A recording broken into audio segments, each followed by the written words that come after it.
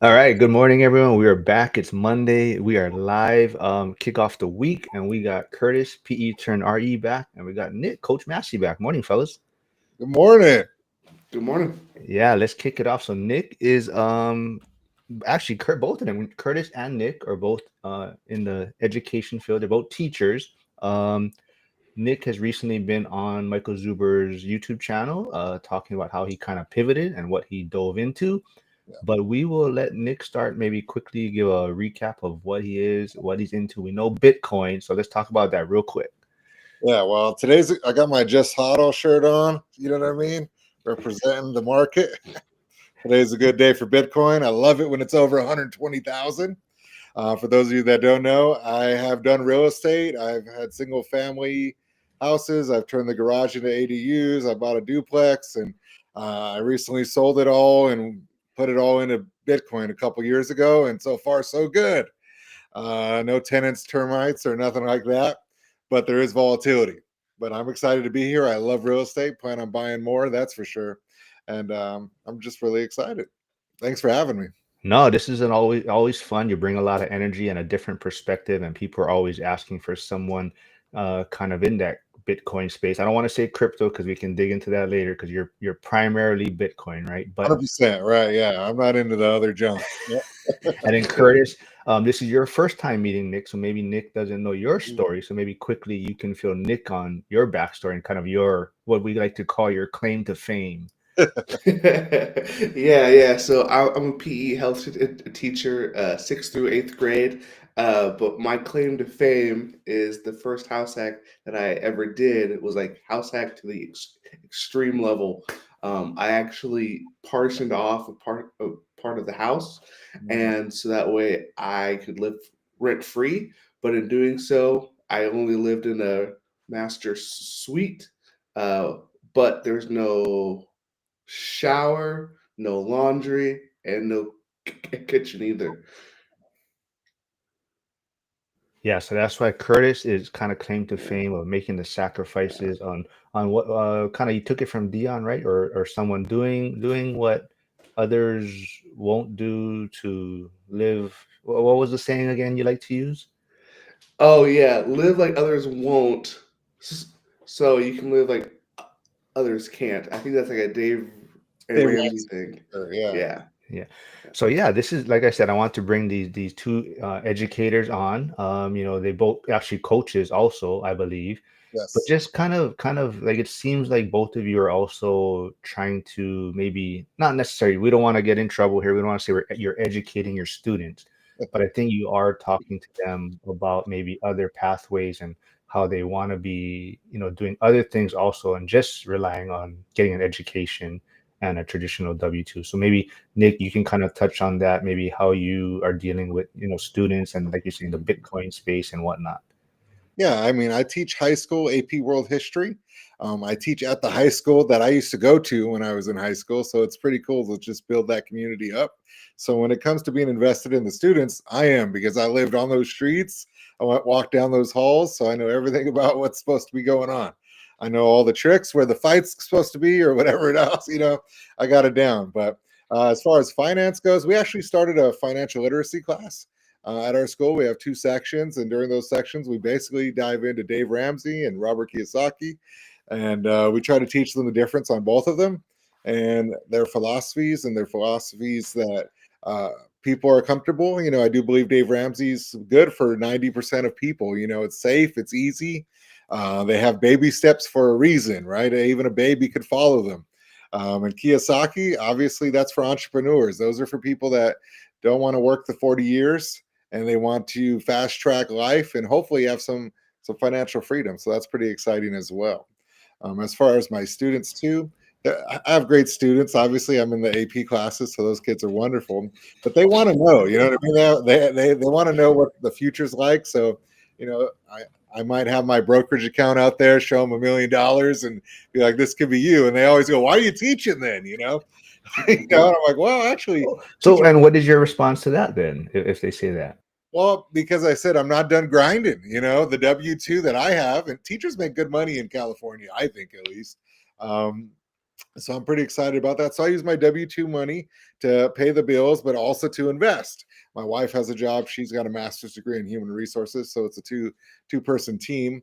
But I also want them to know that if you work for 5 years, 10 years, you don't have to work the rest of your life. Or if you do, you just make it the better vacation, right? The better flights. Sit in first class instead of in the back, or whatever you want it to be.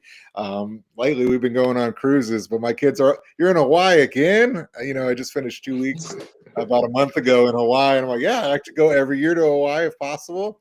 We go Maui, we go Oahu. Next time I'm saying hello to Mark in person, that would be exciting too. And I'm going to go to Mashimoto's to get me some snow cones, you know what I mean? Or some shaved ice, as you call it.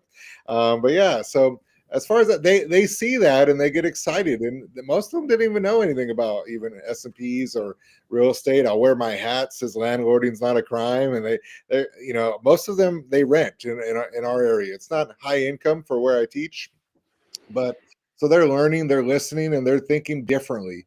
And they come after class sometimes. I'll be like, look, during class, it's class time. But before or after school or something, you want to come talk to me about things, we could talk about it. And some of them do. And they fall in love with it.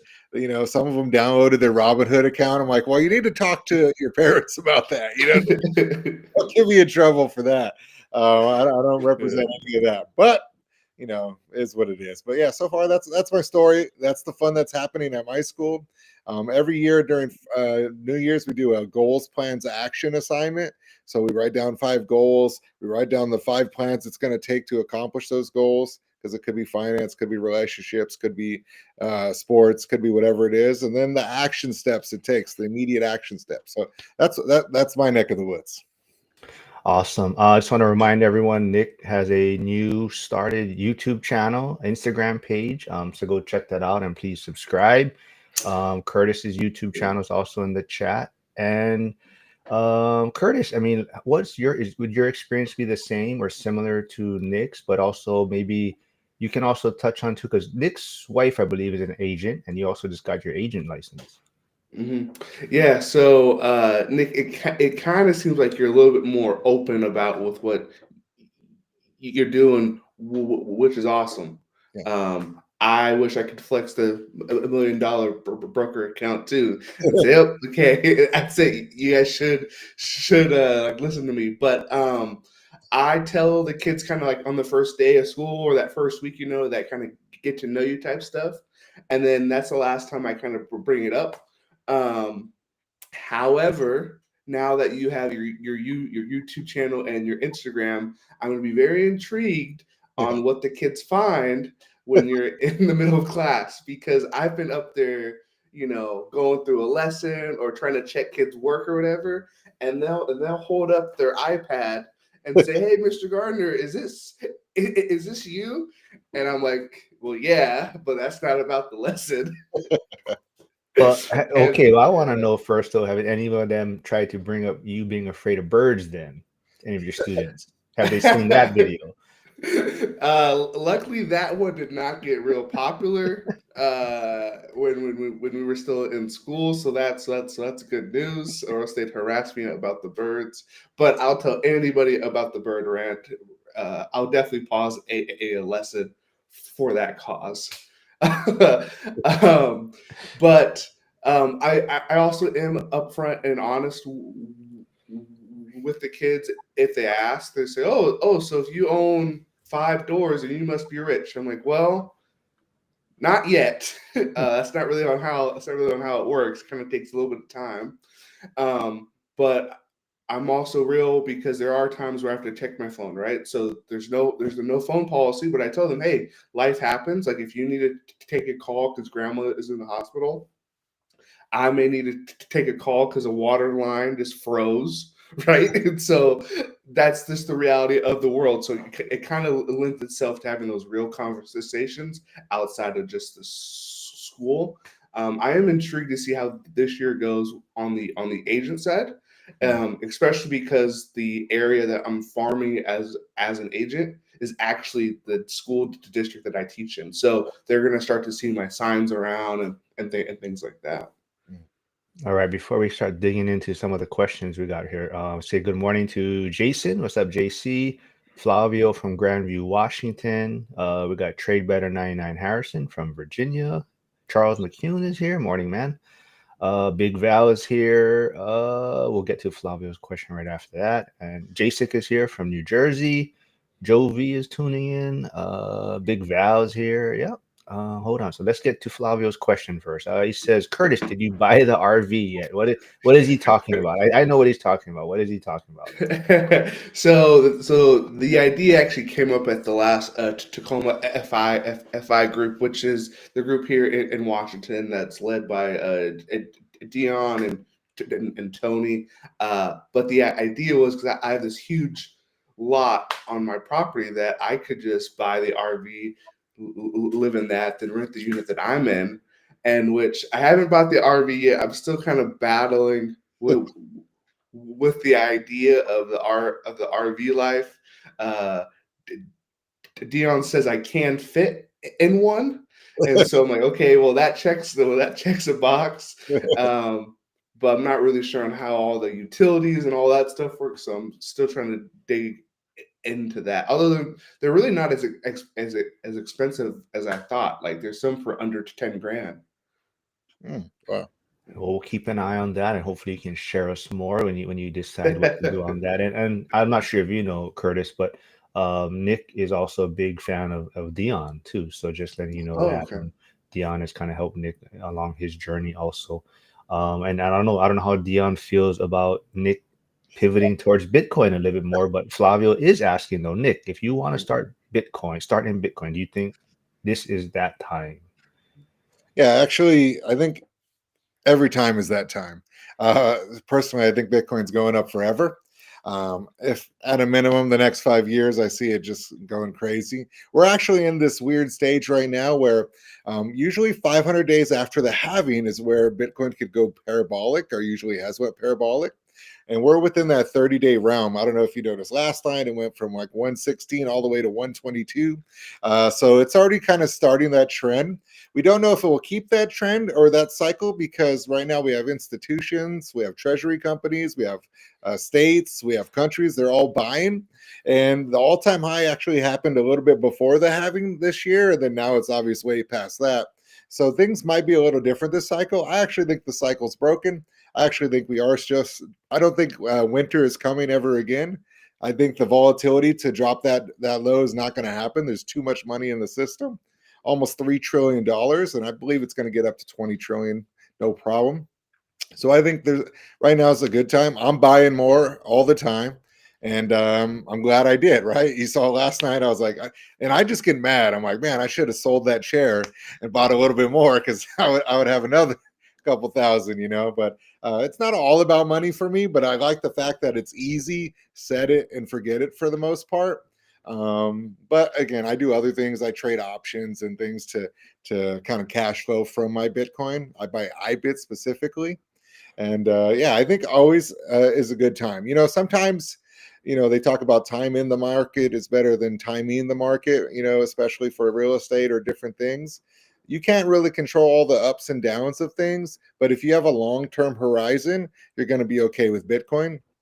And that's what I have. I have a long-term horizon. So just throw some money in there, whatever you're comfortable with. It's not financial advice, but if you're interested in Bitcoin, I throw a few percent. Me, I have way more than a few percent. I have a few percent in my savings account and everything in Bitcoin, to be honest with you. But I just think that now's a great time to buy, especially a week ago when we were hitting at 113. We're already up 10 G's. Yeah, so if anyone wants to know more about Nick's story, there is the link for his interview with Zuber, which I think made Zuber feel a little uneasy knowing how risky Nick was. But it was a great interview. So if you want to know more about how all, like when he says he went all in, Nick went all in. So definitely go check out that video. But like I said, to your YouTube channel, your Instagram, I see you doing a lot of shorts and reels recently. Is that kind of what you're going to be doing for your page, like really kind of these short updates? Because I think you did post recently. I saw one about you talking about the new high or new increase in Bitcoin, how it just went up, and you're like, I called it. This is what I was telling you like 2 days ago, right? Yep. Yeah. So what I'm doing, Michael Zuber inspired me in so many ways. I love his channel, and I was on there. I'm going to be interviewed by him, and after this, and continue to keep building. But my YouTube channel, Lead Pray Hodl, is inspired just by what he's doing, what you're doing, Mark, and all the support in the community. And you know, I do a daily huddle. So he does a daily financial news. I love that. I watch it every single morning. And I was bummed when he stopped doing it, like on the Friday, Saturday. I was like, no, this is what I watch every day. Take my shower, I listen to daily financial news. So I'm doing a daily huddle, but it's not financial news only. It's about Bitcoin. It's Bitcoin news and what the future looks like. So I'm doing that every single day, and I'm telling a little bit of history. You know, why they call it huddle, what to expect going forward. We talk about cycles. We talk about the IRS. You know, the head of the IRS getting fired after 2 months, and how that might impact Bitcoin, or tariffs and things. All of it it's not politics. It's just how they have impacts and ripple effects throughout our financial system, especially in Bitcoin. Yep. So let's see, where did the question go? Oh, Jacek was saying though, I wish more parents talk to their kids about finance and investing. So like, but you, Curtis, maybe on the flip side of that, have you encountered any pushback? Like, has there been any parents that are kind of, hey, you know, stay in your lane, like, you know, just teach, don't be talking about what other things that you do. Yeah. So that's why I partly don't always like go on and on, right, about with what I do. I'll kind of like plant the seed, and then if a kid asks the question, I can always come back and say, hey, well, your kid, like little Johnny, asked me about it, and it's my job to build that relationship, right? So it's kind of always put the onus back on the kid. But I also have to be very mindful of the community that I teach in, because my school is a Title I school, which means very high poverty. So if I'm wearing a watch, or I'm talking about the money that's coming in, I have to be very mindful and think, okay, I know the financial state of the majority of the school is not great. So if I do bring it up, I have to be careful and be more like on the inspirational side, and not necessarily on the flash side, or trying to sound braggadocious, but more just saying, hey, this is what's like possible. I love that. So Trey Better has a question for you, Nick. It says, school question for Nick. What section in AP World History do your students repeatedly struggle with over the years? Oh, that's easy. That's the Chinese dynasties. They get confused by that every year. It's just a major part of the history books, and some years they don't even really talk about it on the actual exam. Those are years that test scores are good. My test scores are great, and I actually have, I'm a little different. For one, I'm like the head of the union on my site, so I feel really comfortable with, because I know my contract front and back, and I teach history, so I could talk about economics all the time. That's part of history, right? Well, why are you talking about Bitcoin? Well, that's part of history. Things are different from 1920, or back then gold. They stopped doing gold because it was too heavy, and they went to paper money. And now, obviously, I believe in this digital currency. But yes, my answer to that question is very simple. The Chinese dynasties. I recommend getting a prep book now for the test in May. And if they just do 5 pages a day from now till May, I bet you they pass no problem. Yeah, see, Nick, I was a high schooler that hated AP. I took one AP class, and I said, hey, you know what? I'm not going to wait the whole year to figure out if I'm going to pass this test or not. So I actually did like the college and high school thing, where junior and senior year I'd go to the college, and instead I said, hey, I'm going to pass or fail, but it's going to be in 12 weeks, not at the end of the year. Yeah, we have what's called dual enrollment, and dual enrollment is college credit in high school. We have actually a great school system where I'm at. We've done so many things compared to even when I was in high school. We have like a medical facility. It looks like just like a doctor's lab, where the nursing they practice all the nursing stuff. We have an aerospace simulator thing from a man who was in the military and Air Force. We have editing. We have so many things that we do at our school, and like I said, even the financial literacy classes, people are shocked to know that we do so.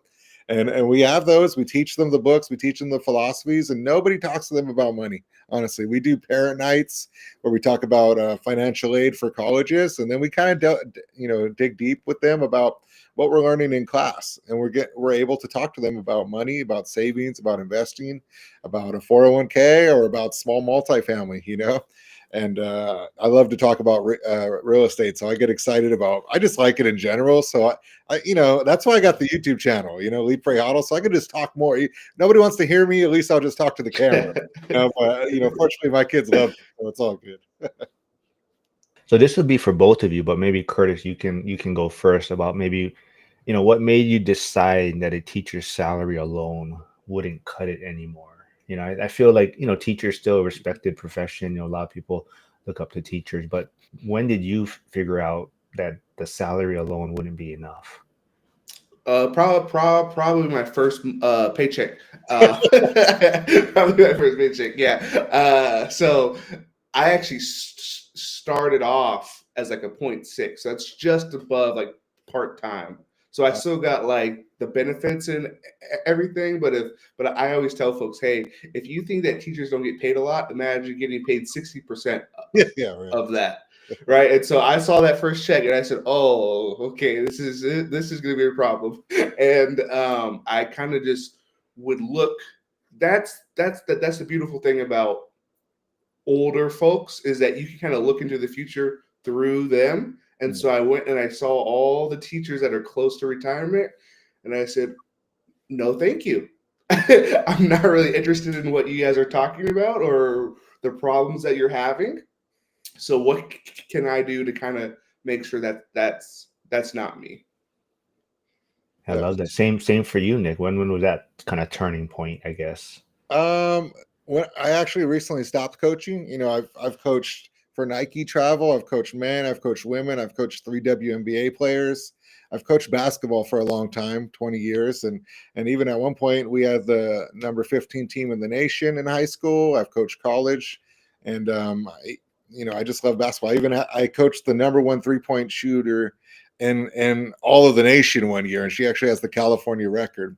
As far as the pay goes, like I said, California, actually, we pay our teachers pretty well, at least what I think is well for a teacher salary. And that's how I ended up doing it. Like my base is 117,000. So I'll take that. I get another 40,000 in benefits, dental, medical, I pay $70 a month for all my insurances for my whole family. It's a great deal. So I heard my older teachers, because remember I went to school there, and they all came back. We have like 12 people like that. And I was like, what is going on? What's so nice about it? And they're like, well, we get summers off, we get all the holidays, Yeah. and this is what I actually make. And then when you coach, you get another $7,000 stipend, or I was the athletic director, that's a $10,000 stipend. So it can start adding up quickly. And he talked about 0.6. Well, when a lot of coaches at my school, they get an extra class. So we got an extra 0.2. So we got an extra 20% of our salary. So we got 120% of. So we got even more than the 116 or whatever it was. So, it gets now into the 150, 170. So it's pretty cool. So that's why I haven't quit yet, because I love the kids. I love what I do. And I feel like I'm really making a difference for the community that I grew up in, talking to them, especially about money. History's fun. That's the vehicle. But we focus on reading, writing, speaking, and following directions. And then I add in some actual financial stuff that they enjoy as well.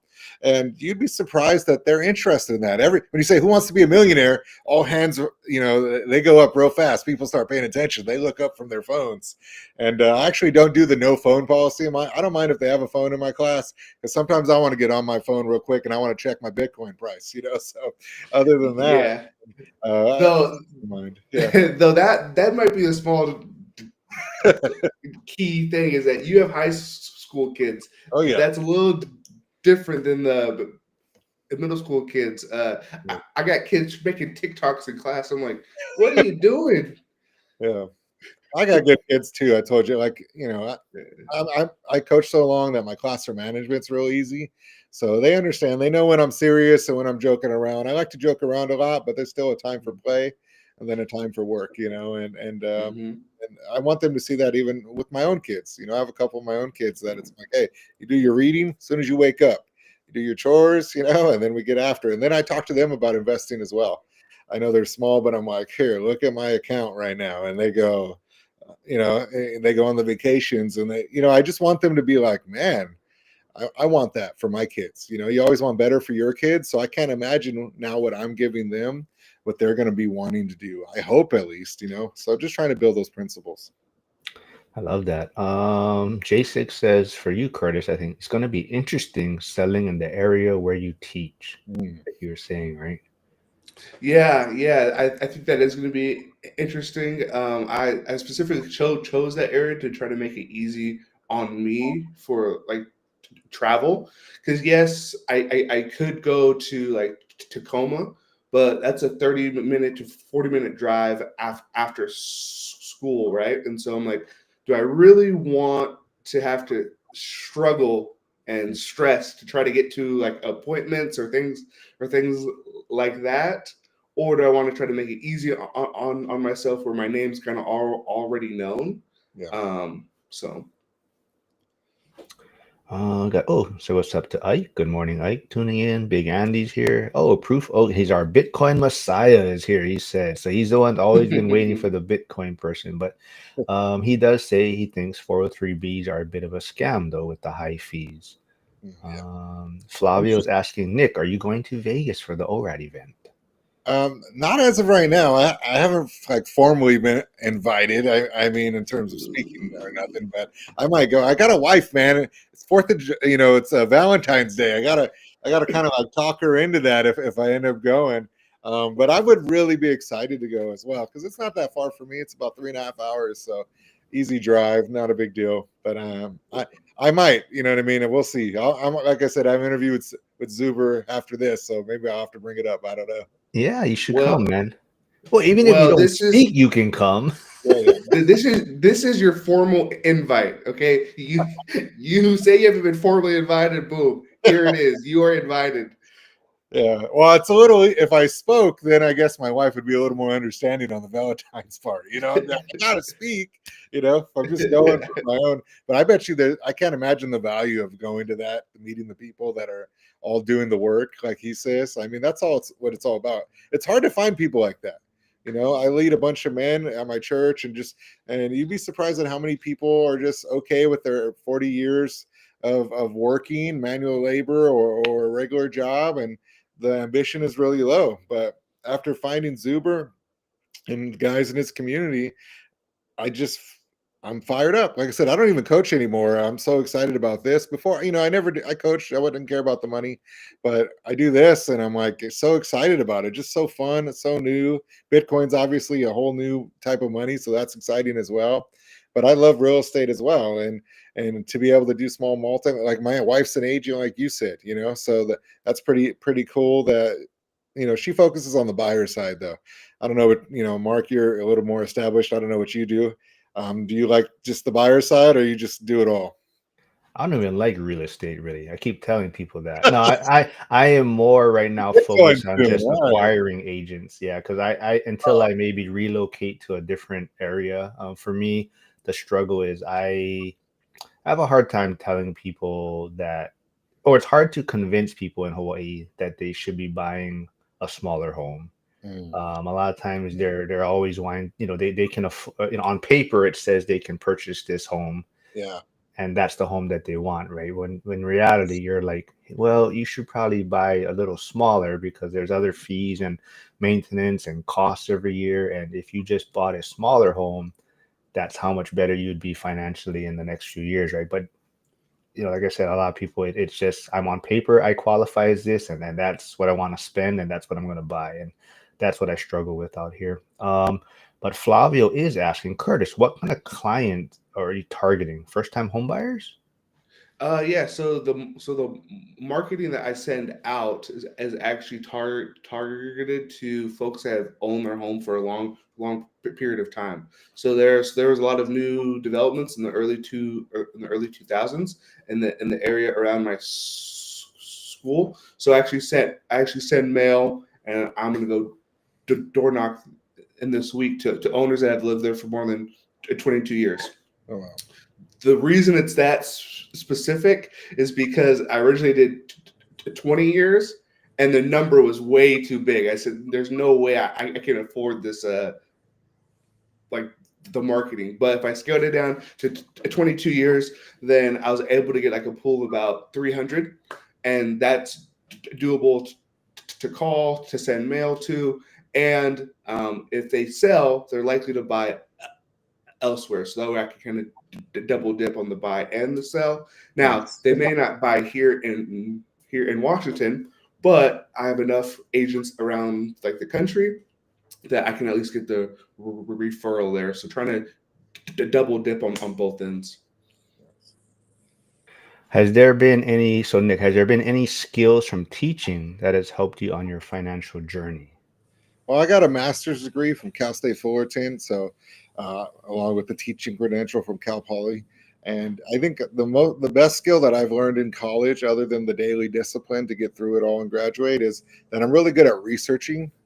And that's how I really found Zuber. You know, I started in Bigger Pockets, saw the Dion episode. I thought that was incredible. He did a great job. And then I went to Dion's channel, and then well, who's Michael Zuber? So I went to Zuber's channel, and then the Lumberjack, and you kind of get into the community from researching. And then once you do, you start looking online and trying to decide, you know, how does it work on the MLS? How does it work to get commission?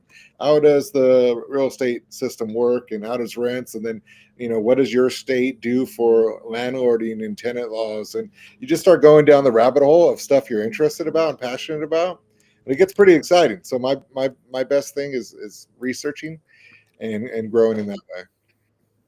What about you, Curtis? Any skills from teaching or, even coaching that has helped you along this journey?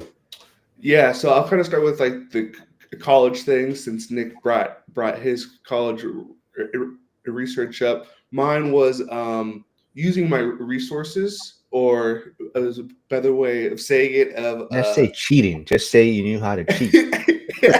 of yeah, of using my resources and just using the models that other people have used before me, right? Like you have to reinvent in the wheel. Okay, what did this person do?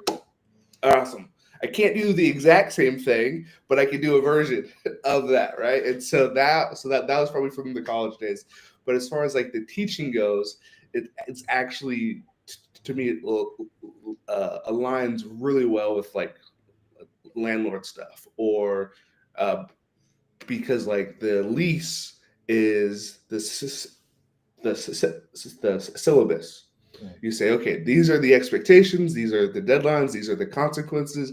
This is what both parties are responsible for. Do we both agree?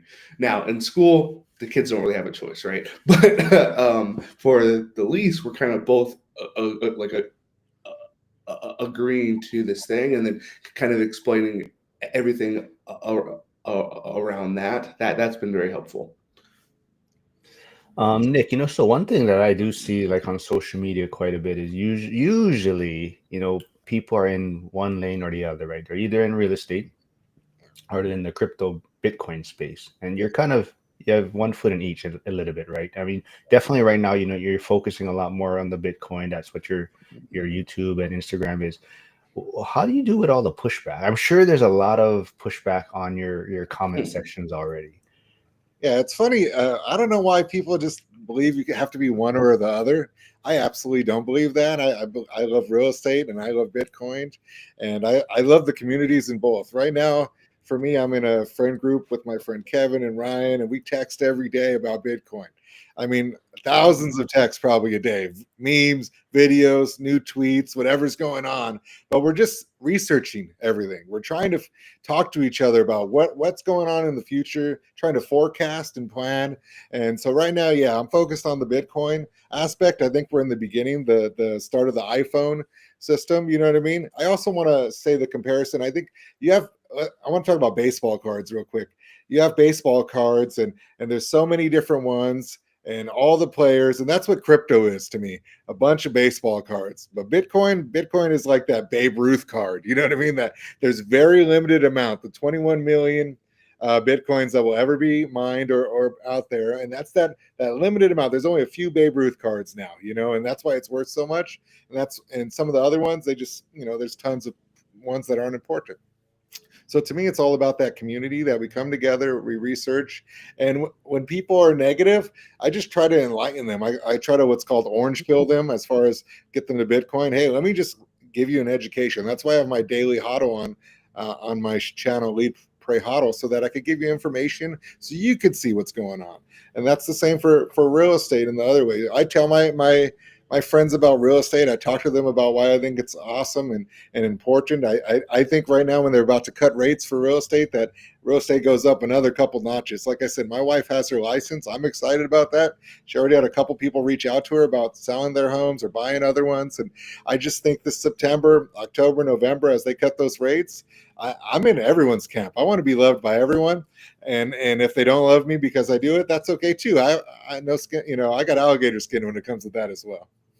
Well, before we get to Flavio's question for Curtis, I think on one of your recent videos, Nick, you kind of mentioned, right, if rates do get cut or come down, you can see a lot of money coming out of savings accounts or other accounts, and you think you can see a lot going into Bitcoin. So that's why you're also expecting the price to go up, correct?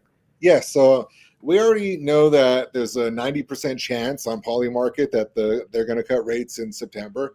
Doesn't necessarily mean they will, but things are leaning that way. The last jobs report was terrible, absolutely horrible, that they revised for the last 2 months. We have CPI that's been going on, and we know the frustrations with Jerome Powell and the Fed.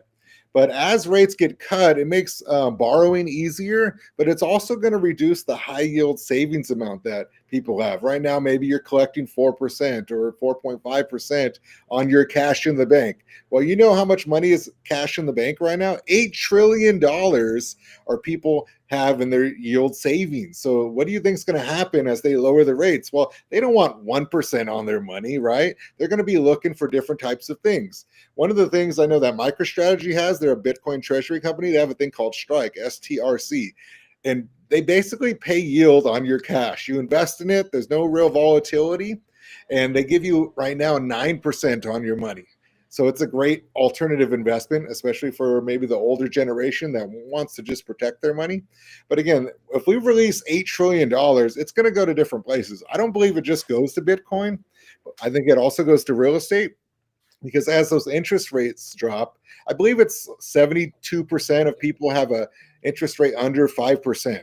So as we get lower on our interest rates, I think more people want to get into the housing market. They're tired of living with their parents. You know what I mean? They're tired of not having their own space, or maybe they're just tired of the actual house they have. I want a bigger bedroom. I want another bedroom. I want a pool. So I think that pool of money is going to go into multiple places. And my two favorite places are real estate and Bitcoin. I'm just into Bitcoin right now because I know that it's really been the easiest investing I've ever done. You just set it and forget it. And like I said, I don't believe a winter is coming. I think that volatility down is not going to happen. And this is recorded, so you could come back and be like, this guy doesn't know what he's talking about. Okay, well, today it's 120,000. I feel pretty confident.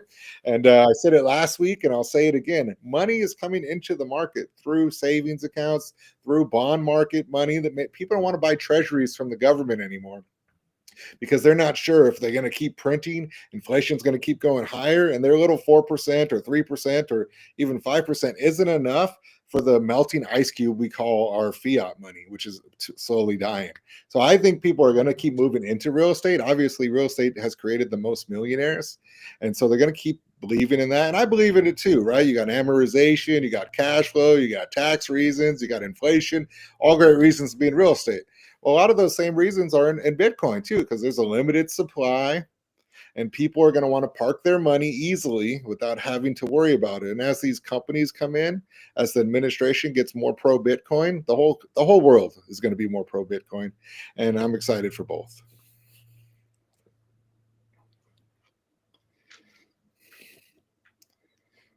Mark, I think you're muted. Sorry, before we get to Curtis's, Jason was asking, what was that? What did you say? What gives 9% return? STRC. It's called Strike. It's a MicroStrategy preferred stock. You're not going to be able to find it on Robinhood. You're going to need to do it on a Fidelity account or one of those bigger Charles Schwab type of accounts to buy preferreds. But right now, it's a 9% dividend, basically, not every month for the year, but they break it down monthly, and it's a pretty quick return. Now, some people drip and just put it back in there, and some people take that money and buy Bitcoin with it. I'm kind of surprised that in real estate that people aren't dedicating one property and that cash flow going straight to Bitcoin or something like that. I think of properties for real estate like oil wells. They just keep pumping money every month. But what do you do with the oil? Well, you sell the oil, right? You want money to make money. And I think that some people, I think eventually will start taking their money from real estate. Maybe one option is one of your small rentals, right? And buying a little Bitcoin. What can it hurt, right? So I far, like, yeah, I like that. From Flavio Curtis, if you are targeting first-time home buyers, he says, get educated on money assistance, and you can do some advertising offering that. And I think the last time you were on, you were kind of touching on that, right? You were kind of touching on an assistance program that was being rolled out in your area. Yeah, the biggest one I always try to push people to first because it's the most amount of down payment that you can get is the Covenant Home Ownership Program. The state of Washington actually will provide up to 20% of a purchase, up to $150,000, which can get you a lot. Now, there's obviously some qualifications, right? But I always try to get people to see if they qualify for that one first, and then the rest of the programs are about 5% is the max for what the down payment assistance can be. But yes, I definitely do plan to either do like a home buyer class or Zoom or some more stuff like around that, especially as we see the buyer interest climb up as rates actually begin to drop down. Awesome. Let's see. Oh, Flavio says, Nick, I don't know if you've heard, but about the Denny's meetups that go on in Vegas. Flavio saying, well, you can speak at the Denny's meetups, Nick. So that's your invitation to Vegas. It is. uh, watch out for that Flavio guy, man. He's a troublemaker, man. Yeah, he's a good guy. But let's see. There is, like I said, there is your YouTube channel link, your Instagram, and Curtis's YouTube channel. So awesome. let's get. Both. Yes, go subscribe. Like I said, you're putting out daily stuff. So go check it out. They're not long content, so it's very quick. Just real updated information. Let's see. Harrison says, Curtis, what do you plan? Oh, what do you plan to get out of the next ORAD event? Yeah, with those bigger events, it's really tough to say, oh, I want to get this out of it, right? Because you don't know who you're about to meet, right? Some rando can say something, and you're like, oh wow, well that just changed my whole view on this one thing. So I think the one thing I got out of it from last time is how real it all can actually be. Like it felt like every fourth person or every fifth person I met was like, oh yeah, I'm pretty close to F.I.R.E, or I basically am F.I.R.E, but I still work, right? And like we hear about it, but to actually meet the people that are doing that, you're like, oh wow, okay, so this is possible. And it sounds like we're gonna have some heavy like in hitters at this next one. So it may be what I get out of it is like, hey, you can actually be doing more. Interesting. Okay. Let's see. Proof. Oh, he says understood. He said sold all my Bitcoin for baseball cards. Old guy REI, hey, thanks for tuning in. Yes, unfortunately, Frank got some bad news over the weekend. One of his rentals is in Wisconsin or Milwaukee, somewhere in that area. But it had flooding, a lot of flooding in that area of the country. So his basement got flooded. So, but as you see, our community kind of steps up. So Joe V, who's somewhere in that area, also said, "Hey, Frank, heard he had flooding. If you need help, reach out to me." So like you kind of touched on earlier, Nick, just finding that community, whether it's the Bitcoin side, the real estate side, even someone I know who attends the ORAD event, they're very successful. They're kind of a sleeper. They don't like to talk about it, but I do know that they attend these events more so because, like you're saying, it's hard to find people of the same mindset or kind of heading down the same path. And it doesn't mean someone is trying to like get 100 millions worth of dollars, but Right. people just heading down that path of financial freedom, it's hard to find those type of communities. So that individual, they attend the event just because they find it refreshing to be around people, that have kind of the same vision. Now, Dick, I am curious. So I'm not sure how long you've been investing, Mhm. but if you had to go back, or if you had to start now, Yeah. and okay, you're Nick, you're brand new to investing, Yeah. and you're seeing, okay, I have real estate and I have like the Bitcoin. Yes, you could do both, right? But then you're kind of being pulled two ways. So what would you do? Well, I mean, if I could go back, I'm buying Bitcoin for sure. I don't know if you recently saw a man just sold 80,000 coins. He bought Oh wow. 80,000 coins for $54,000 and sold them for 9 billion. Wow. Billion Okay. with a B. So that just is Okay, well, crazy. then maybe we talk about $45. now, like because the obvious answer was the Bitcoin probably back then, but now Bitcoin is already up. Yeah. It's funny. People say it's already up, and I get why they believe that. I actually think it's low. I think it's down. I think we're just getting started with the internet. Before it even caught a blaze, you have the dial up and like people had to plug it into their fax machine to get online. Like we're barely at that AOL section of Bitcoin. I think it's about to completely rip up. It will be 500,000, a million a coin, might even get to 13 million a coin with some of the numbers that I've run around. So I would still go with Bitcoin. It's been nice to me. It's been easy for me. Like I said, I also sell options, covered call options. That takes a little bit more intelligence, strategy, research. Everyone could do it, but it takes a lot of learning because you're talking about big money or little money, I guess. But I would do that. I still love real estate though, especially like for me. I think right now is a great time to buy because they're about to start lowering rates. I think this is like the best time you could buy before we go on another run, especially as our president puts in a new Fed chair. Recently you saw that he has a new person in line, so that's going to kind of give a lame duck to Jerome Powell, where they're going to stop listening to him as much because they're worried about what the next guy's going to be doing as he moves out and they move in. They want to know what the new policies are going to be. And I believe the new policies are going to be aligned with the president, right? Because that's who chose him recently.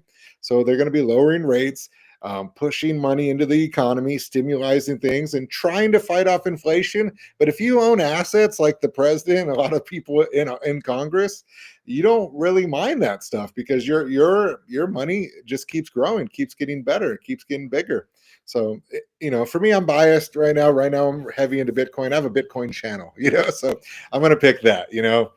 But I love both. Yeah. Nick, Flavio asks, Bitcoin or Roth? Oh, that's easy for me. But I'll tell you why. I choose Bitcoin, and these are some of the things you'd see on my channel. Is just in a Roth, you have limitations on selling, right? You got to wait a certain age before you could sell it. There's penalizations. There could be fees to the Roth, and just different things. When you manage your own Bitcoin, you don't have to worry about that really. There might be a fee to buy or sell the Bitcoin, but overall, you could wait a year, let's say, for long-term capital gains, take out 85, 90,000, and you'll pay no federal income taxes when it comes to that. That's one thing that people don't understand about stocks. I did taxes for 7 years. So I kind of got a little bit of knowledge of everything. I'm that guy that kind of does everything. I'm a hustler, you know what I mean? Not because I wanted to, just because I had to, growing up. But with that being said, I believe in Bitcoin because you could just hold it for a year, sell some of it if you like. I would not sell it personally, though I have before. I've, remodeled my kitchen or bought new appliances, painted the house. I've done things, but then you start calculating like, well, I'd actually have another 100,000 if I didn't do that right now. So it's kind of a tough thing. That's why I got into the options part of it, because I like to cash flow from my real estate. That was important to me, because if you're not selling it, you really want to just get the cash and have a better life or be able to reinvest more. So in my options that I do, I sell covered call options for IBIT. I get some of that cash, and now I could go buy that new car. I could get that new washer and dryer. I could take my wife on a beautiful date. In Roth, you got all of that stuff tied up for a long time. I recently, as a teacher, we recently had 2 teachers pass away this year. 1 year before, or one of them was just about to retire in 1 year, and the other one was about 55, still had a couple years left. Well, I'd hate to put all my money into something and not to ever be able to enjoy it. And that's what I feel like a Roth could be. And same for teaching. You lose your pension, if you're not married, you don't get to just pass it down like a house that you would have or a Bitcoin. If you had a pension and you pass away, it's gone if you don't have a spouse. So there's a lot of pros and cons for everything, but I really believe in Bitcoin because of I think it gives you options, right? Even if you're going to prom, it's nice to have a few options that you could ask out that might say yes, right? And Whoa, that's whoa, whoa! Hold on, man. Hey, we don't want to get canceled here. No, well, you don't got to take them all, Mark. You just take the one you want to do, I'm talking about Curtis. Curtis is gonna get us canceled, man. No, yeah, all great points. I think, like you said, you just have options. I think that's the biggest thing that you two individuals are trying to also teach to your students is just have options and don't get kind of caught up in one path. But on that point, though, is there? Let's see, where was the question? Oh, how do you balance teaching full time and working towards your financial freedom, Curtis? Oh yeah, there's really not a balance per se. I've started to look at my calendar for like, okay, like how am I going to manage the teaching, the agent side, and now and then the investor side that I already have, right? And so it's like, okay, well, this might be the season of not a lot of extra fun stuff, and that's fine. That's totally fine because I know when the fruit bears that there's gonna be a lot of fun there, right? And so it's just this season of now.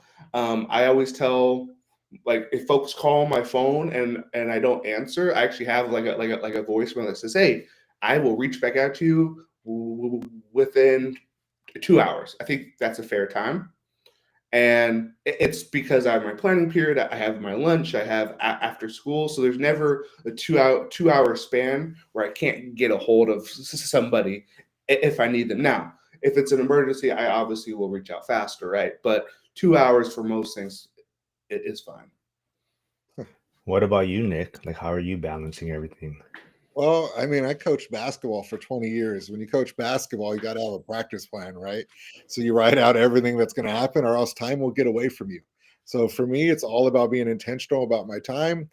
Trying to wake up at a certain time, trying to go bed at a certain time, trying to plan this time for the gym or this time for YouTube or plan this time for whatever. Now that I'm doing the daily huddle, I got to make sure I map out what I'm going to talk about and when I'm going to do it. And okay, I'm coming home, so I'm going to do it every day by 4 o'clock. I'm going to release it after the market closes and when I get home from teaching. So it's all about being intentional for me when it comes to that.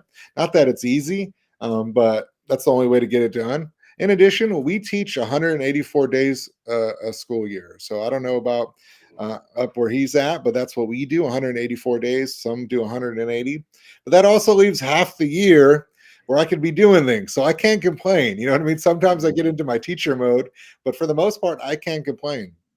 This year, I also got a great schedule. I don't even start till 9:20 in the morning.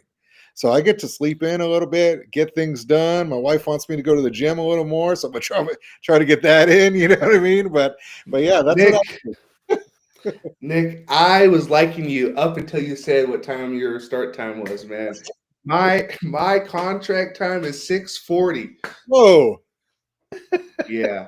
All right. Okay, wait. So wait, this is gonna pivot a little bit because I saw Casey tuning in the chat, and I know Casey, so he's in California.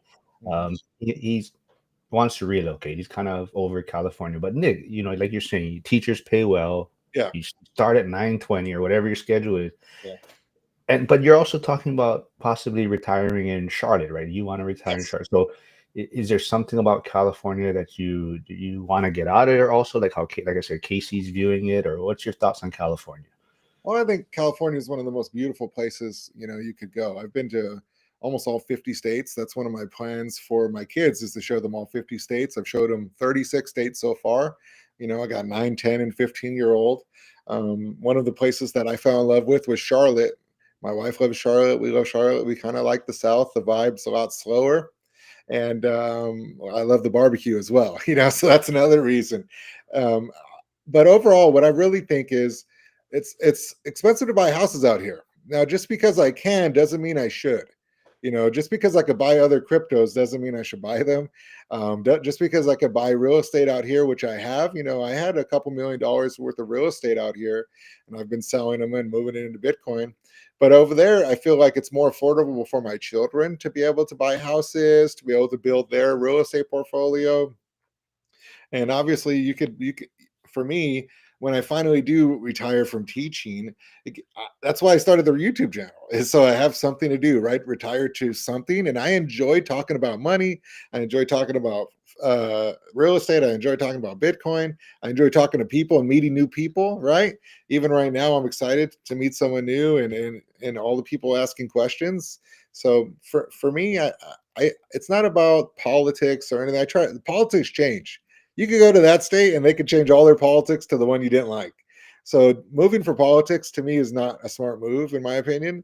You move because you like the people, you like the prices, you like the ability. Like for me, Charlotte, I could go up and down the East Coast and I could be in another state in an hour. And that's what I love about that. Let me go to Washington, D.C., let me go to Savannah, let me go to Charleston, let me go to Fort Lauderdale, whatever it is. I could just keep moving. I can go to New York in 10 hours. Over here in California, it takes a nice drive for me to go to Seattle. It's going to take me 2 days. So that's some of the difference for me. But I All love all. right, Kate. So Casey says, yeah, but his wife does not want to move. But Casey, hopefully you heard Nick's kind of point of view on it. But Nick, I mean, even Casey, he asked me where I probably want to retire, and I told him, yeah, like the Carolinas, South Carolina, that Tennessee, Georgia area, I love it over there. And Beautiful. so Casey was like, what are you talking about? Why do you want to go there? And then, so Nick is just proving my point that that's a great area to be in, and I do love it over there. But let's see. Nick has Trey Better says, Nick, what is your favorite crypto exchange?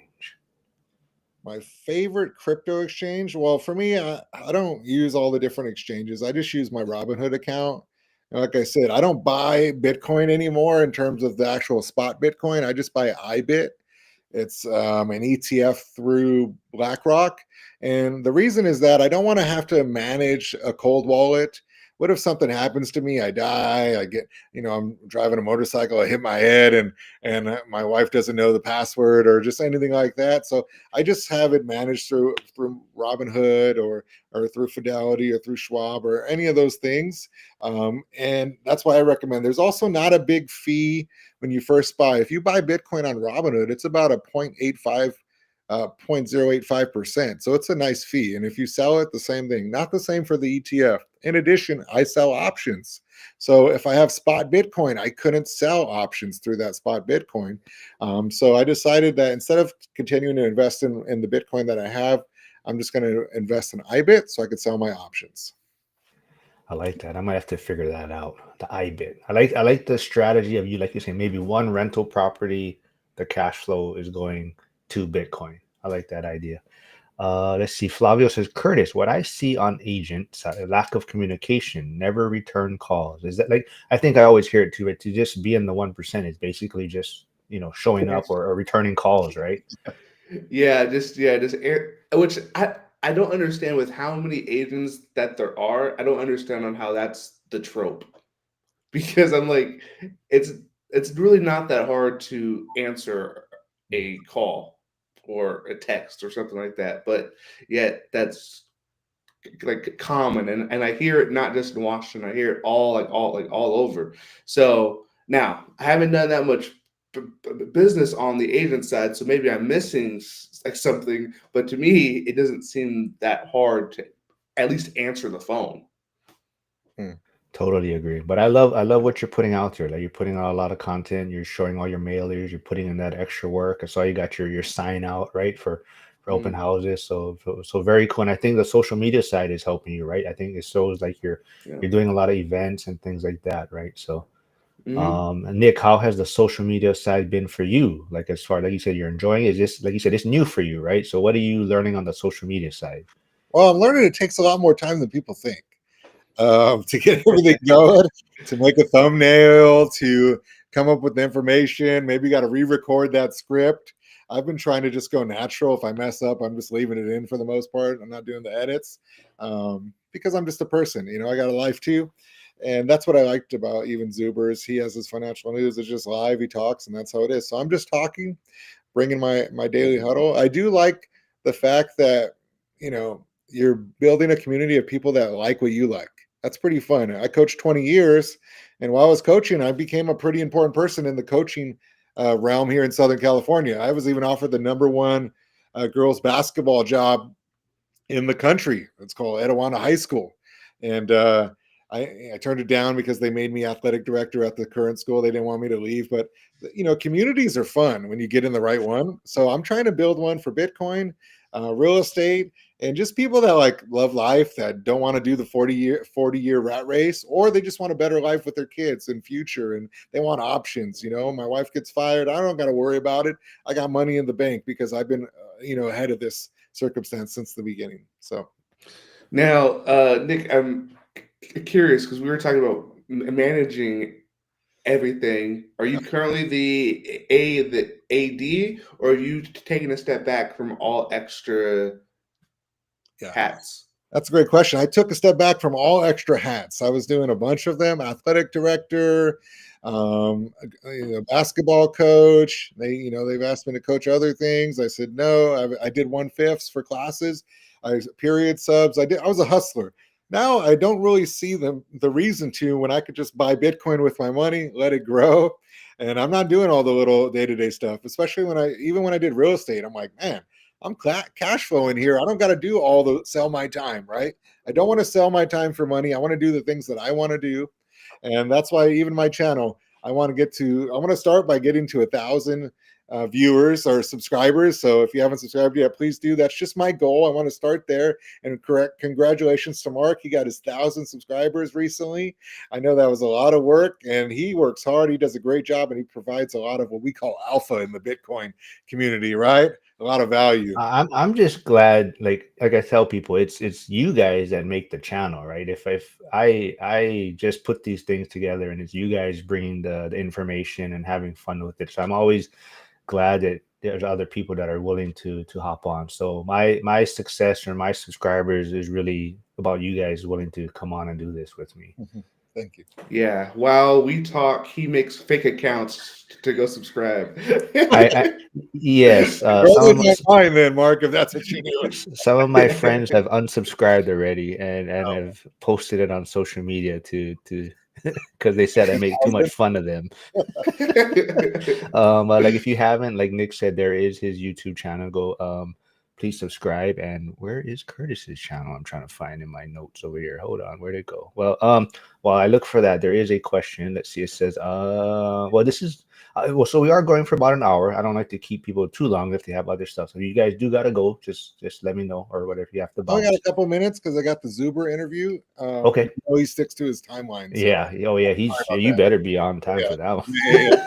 All right. So Nick, maybe this one. What was your coaching style? Triangle offense, 3.7 seconds or less? Yeah. Well, if you have plow horses, you take them to the farm. If you got race horses, you take them to the racetrack. So it all depends on the players I had, right?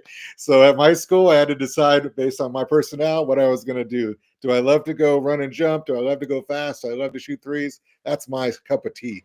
But did we have to change it up sometimes? If we had a great big in the middle that we had to throw it down into, we did that too, run some high-low stuff and enjoy that. So it all depends on the players you got.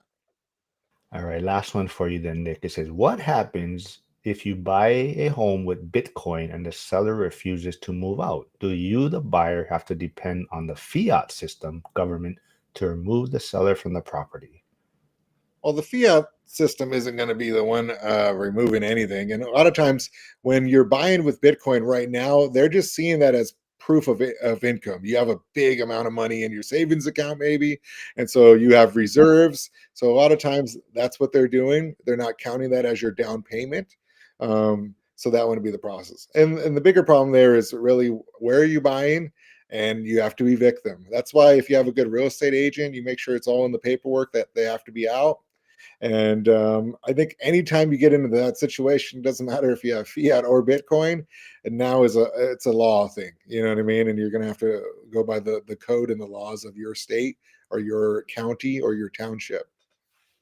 Yeah, don't close on the property until it's vacant. Yeah, like I said, this was a good one. I like all the information. Like I said, Nick, you bring a lot of great energy. New face here, new voice, so I love it. Hopefully we can do more of these. If you Absolutely. do have to bounce, I do. yeah, just yeah, Curtis, I don't know if you want to stick around a little while, or okay, Sure, we can. yeah. Nick, if you want to play around real fast though, like I said, if you like in their settings, there's a Okay. mirror one, because like right now, if you hold your shirt up, it's Yeah, yeah, backwards, yeah. right? Yeah, so it's, to us, it's Oh, backwards. So if you go yeah. in your settings on the video or the camera, there's a mirror one. If you turn it off, then it'll read properly. Okay. Well, Even like your background that'd image be my computer settings or the StreamYard. on the stream, on the restream, on the settings, on Oh, the and that little gear Yeah, settings. there's like you'll just press the S and then you can flip it. okay, video. Nope. Let's see what this one. Oh, mirror right there. I see Yeah, it. try. There you go. So now try hold. So your shirt, it reads the right way. Yeah, There it Yeah. is. yeah. There you go. So everyone, yeah, there you There go. it All right, All right. Thank you all guys. I right, Nick. appreciate All it. right, man. Yeah, we'll schedule Uh, another one. follow us is. all. Appreciate you all. See you Have in a good Vegas. All right, thanks.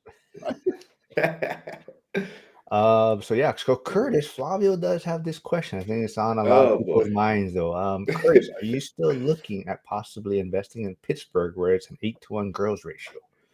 Oh wow, that that needs to be on like the bigger pockets, like the filters, because that is really important stuff right there. No, I was debating on it if I go to Jack's event or not.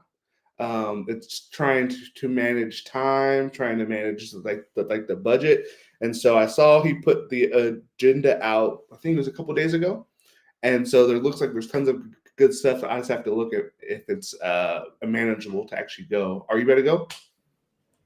I don't know yet. I'm still trying to figure things out. Come on, man.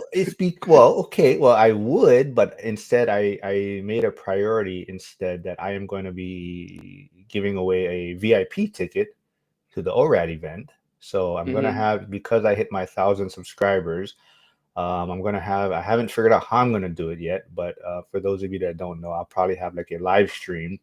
I'll be giving away one VIP ticket.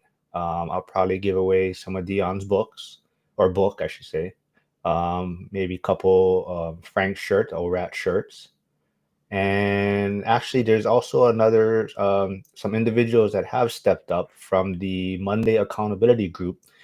They are going to also be donating a general admission ticket. So not only will I have a VIP ticket to give away, I'll have another general admission ticket to be giving away. So I haven't figured out how I'm going to just whatever games or trivia I'm going to do, but stay tuned. I want to do it quickly so that people can get their ticket situation figured out. But there'll be some free giveaways and whatnot. And Flavio, I keep telling you, I told you in Spanish also, you are not eligible. But I think he's asking more about, are you considering investing in Pittsburgh? I know not only for the Yeah, meetup, but are you still, yeah. is that still on your mind? Or are you kind of going to focus on where you're at? Yeah, it's still on my mind. I actually was at a meetup this weekend when I was talking about goals and stuff with folks there, and really the biggest thing is I'm trying to get the active income up, because while I can have all these investing tools, I can know about the 50-40-10, I can know about finding a team. Well, it doesn't matter if I don't have the capital at the end of the day, you know. And so that's really what I've been trying to focus on here, like lately. And then it's really great now that I have, you and Jack, and then um, people in Indiana, right? So I have people all over. So now it's my job to go out there and get the war chest to get to put to actual work. Yeah, but I sure Indiana's not 8-to-1 girl the ratio, right? That is probably true. Hey, Lynn's here. Lynn was on Oh, Saturday with me and Violetta, and that was another good one. But Lynn's like, oh, how do we enter the raffle?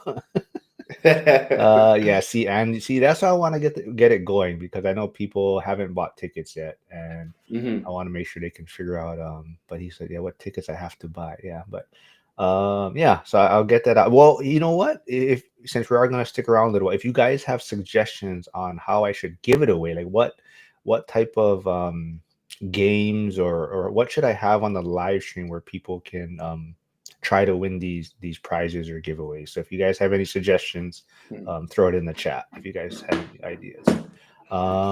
Yeah, I mean, let's see what other questions I have here for you then. So, if you had to start, because I asked Nick this, but if you had to start now, would you go the Bitcoin route or would you go the and real estate route, or a combination? um, for me, it is real estate first. I guess for me, it'd be more if I would allocate some towards Bitcoin. Um, I mean, because maybe I'm looking at it the wrong way slightly, but I'm almost kind of. I mean, I know people do a lot of research on Bitcoin, right? But it's like for what I would be doing, it's almost just like, um, buying. You're just allocating. It's not like I'm trying to pay attention to all the data on Bitcoin and what it's actually doing, right? So from that standpoint, I think if I had cash flow coming in from real estate, then I would probably consider just funneling it that way, and keeping it Mm-hmm. in Bitcoin. But if I had to pick, yeah, I mean, I don't, I don't, I don't think it would be strictly just Bitcoin. And Mm-hmm. but like he's doing other things, right? That Mm-hmm. he is making, I guess, cash flow from his Bitcoin, with that IBIT, the way he's allocating it and selling it, I believe. So that's Yeah, and yeah. then I think he was also talking about how he does like any options and the things like that too. Yeah. Yeah. So Jason said yes, he bought his tickets. Oh, Jovi says best firefighter jokes wins the giveaways. Um, Uh, let's see that's a what. good one. So, oh, okay. Do your colleagues understand or support your money goals, like the other teachers that you work with? Some actually really do. I've been like posting, about my signs or about the events that I'm going to, or things that I'm just doing to try to get the ball down the field, right? And so I've actually had multiple colleagues like comment on my Facebook post saying, "Oh, we're so proud of you. That this is awesome," right? And then I actually go back to school next week for like back to school, like teacher training, basically. And so I'm sure they're going to be talking to me about it there. Now I'm sure there's also teachers that don't want to hear anything about it, but if that's the case, I don't think they really make it known, but they don't really bring it up. Yeah, I didn't get a chance to ask Nick. I mean, for him, it must be harder in a sense, because it seems like he says they seem to pay well in California. So if Hmm. those teachers are making that type of income, I mean, I can see it, doing other things to like a side hustle in a sense or whatnot. They probably are like, what are you doing? We get, we have this, Yeah. we're getting paid well and whatnot. Um, Yeah, the teacher pay in my district now. I don't know if Nick shared on how long he actually taught for though, that but makes like sense. I think our district tops out at that 130 mark. Like if you've taught over 20 something years. See, Flavio. See, that's what he wants to give a ticket away at the entrance and get the winner. Ivan, wait, what? What language are you? Okay, yeah, I I can get the winner. I volunteer if I win. I don't know what you're. But I know one of Flavio's ideas was to have the tickets given away at the event, or maybe like a Mm, refund, right? Like yeah. someone there. But I'd rather have it where people can. maybe they weren't able to attend, maybe they weren't thinking of going, Mm-hmm. and this would help them go, right? So that was my more thought of it on why I want to have like a live stream giveaway, so that Yeah. people that might be like, I don't know if I'm going to be able to go and whatnot, the cost or whatnot, then Mm. this might be able to help them like afford it a little bit, or I mean, I don't know who's going to win it, but I mean that it might help some individuals that were on the fence going or not, I guess. You could do like a live stream. People put the comments in, and then you could do like a wheel at the end that You spin the wheel for me. hey Can man, you wear the hey. hat and then spin the wheel for me? Uh, I love the wheel, man. The kids hate it because it stretches them out, I'll put the kid's name on the wheel and I'll mm. spin that thing, and you should just see. It's the only time they're all like silent. Oh, okay, yeah, okay, we can do that. So yeah, we could Yeah. have a wheel with the prizes, and then but we got to figure out Mm. how they get a spin, I guess. So it would be like some Yeah. sort of question, right, or some sort of trivia No, stuff. no. What I was saying is you put their names, like if they comment, their name gets put on the wheel. Oh, okay, okay. Yeah. Yeah. Oh, okay. Yeah. Oh, okay, that makes sense. Hmm. All right, okay, I got some thoughts now. I figured out. Now I just got to figure out how to make a wheel.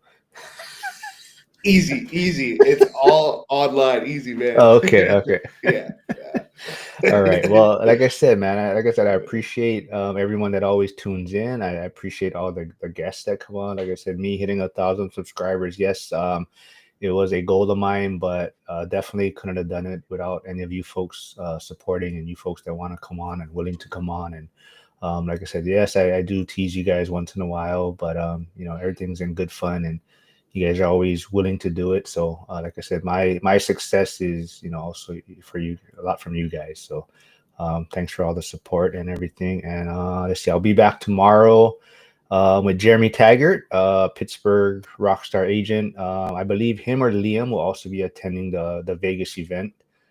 So that's another thing. See, I'm not only am I giving tickets away, I'm buying tickets for a couple of the boots on the ground in Pittsburgh. So they'll attend the Vegas event. So a lot of the people investing in Pittsburgh can meet some of the boots on the ground that we work with, and get face to face with them. But yeah, I'll be back tomorrow. And like I said, Curtis, anytime you want to come back on, yeah, any listings you have, we can share here, talk about it, dig into it. No, I actually have to make a couple calls after this to get the open houses planned for this next weekend. That is going to kind of be like my Super Bowl event, or my game day will be the open houses. So. All right, cool, man. Thanks for